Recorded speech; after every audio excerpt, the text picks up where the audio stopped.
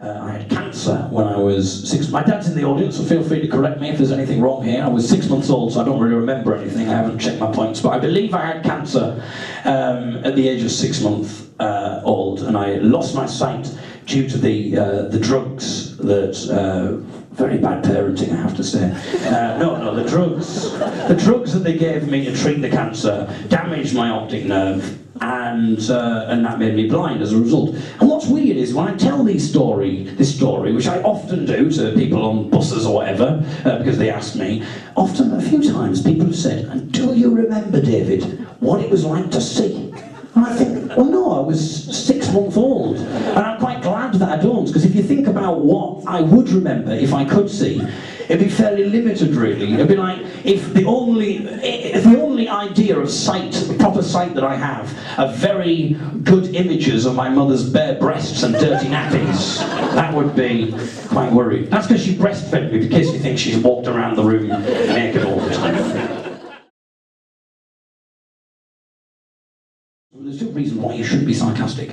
The first one is that reason I said, and the second is because sometimes people believe what you say is true, so they don't realise that you're being sarcastic. So you have to start worrying about what ideas people might come away with about blind people.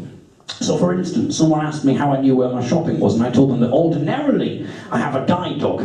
And what happens is I just say to the guide dog, I say, "Rover, what," a strange name for a dog, I said, "Rover, what I'm looking for," and then I'll say the product that I'm looking for, maybe a tin of beans or something, and the dog will bound over and it'll sniff at the thing where the tin of beans.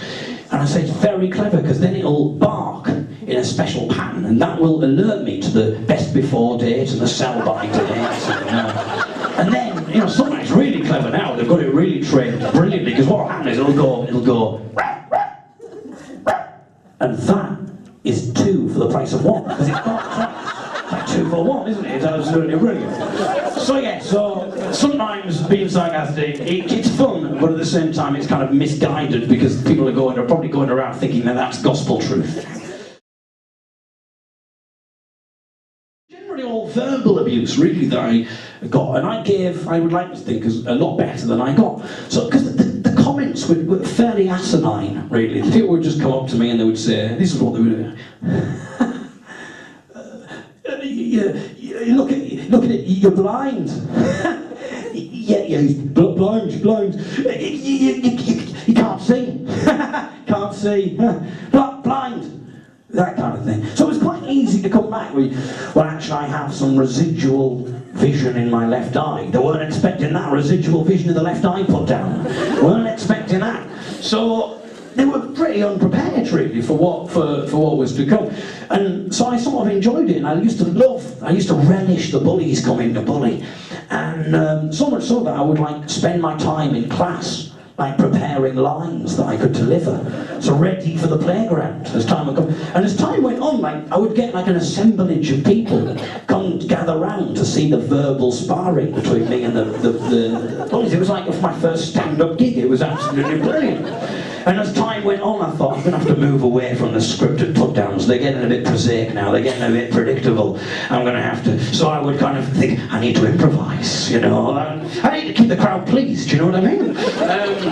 So it was absolutely brilliant. I thoroughly enjoyed being bullied. So if anyone wants to heckle, anyone wants to bully me afterwards, feel free. But a real-life example, just to put this into perspective, of how big Braille books are in comparison to print books, is a situation that happened when I think I was about 13, and I arrived at the school, and I arrived at the blind unit bit that I was telling you about before, and they said, "David, we're very excited because we've got a special delivery coming that's going to revolutionise the way you study."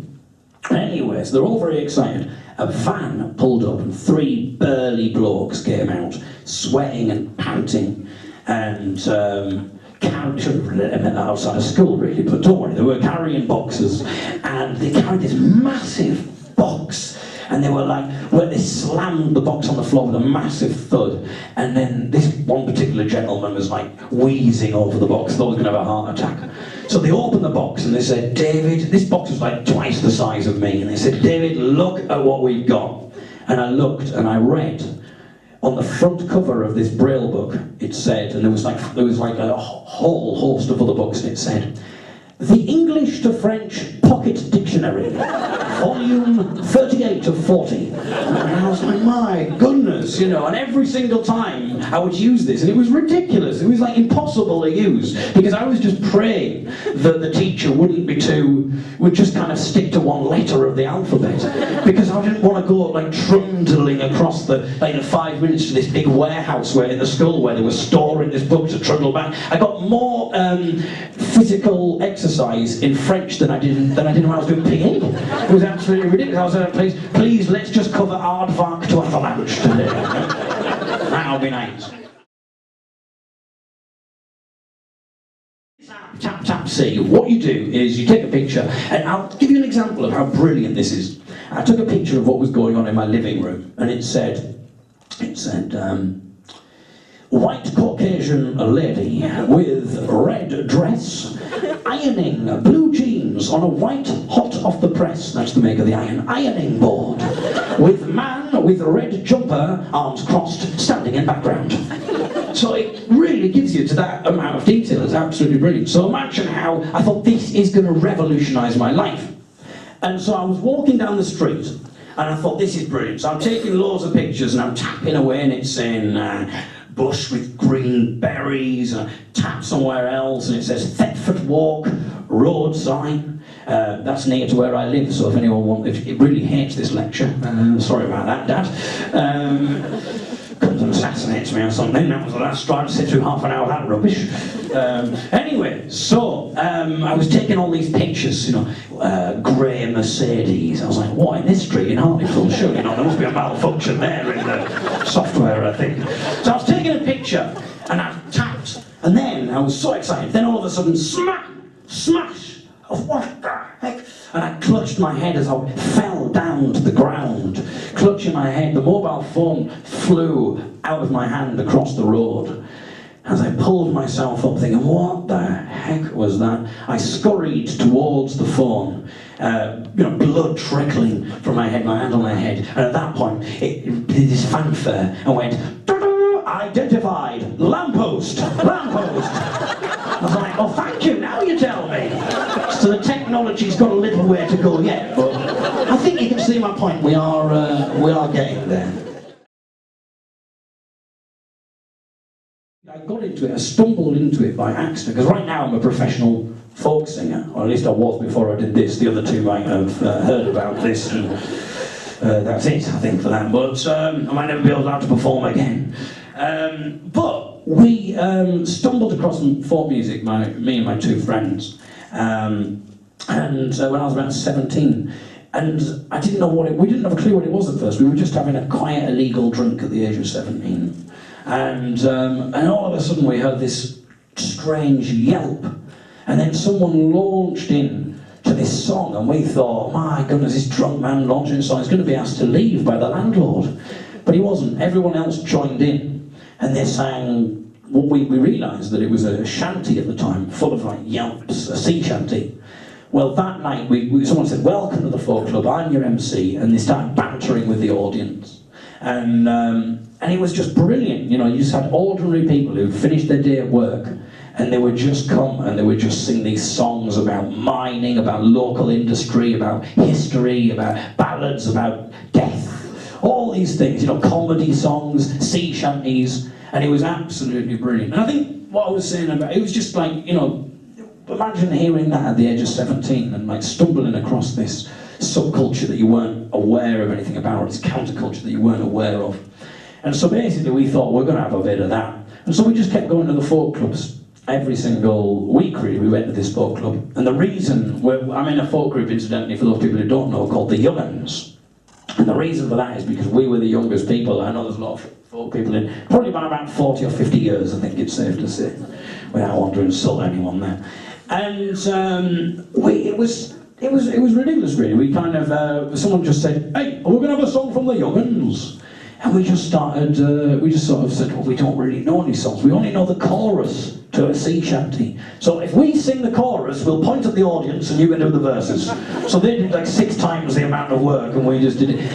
And things have just kind of developed from there, really. So that's kind of how I got into folk music. And now, and again, if I've kind of glossed over this, I know that I think Mike wanted me to kind of talk about my life journey a little bit, but I got sidelined pretending I had a guide dog and stuff for cheap laughs. Sorry about that. So we've done all sorts of stuff though as a folk group now. We've kind of, obviously we've got better, we're now professional, we're signed to a record label, we've sang a song with Vic Reeves in a film starring Catherine Tate and Miranda Hart and David Walliams about smelly pirates with hairy knees. I'm sure you'll all remember that. And we've been played on Radio 2 and all sorts of stuff. So it looks as if it's quite interesting the way my life is at this moment in time.